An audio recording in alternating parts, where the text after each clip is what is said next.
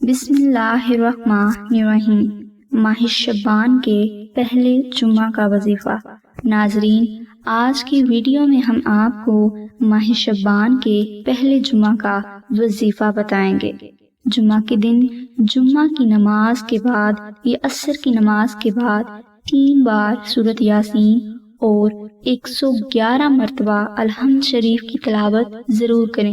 اس وظیفہ کو کرنے سے آپ کے مشکل سے مشکل کام بہت جلد حل ہو جائیں گے اور ہر مقام پر کامیابی اور کامرانی آپ کا مقدر بنے گی۔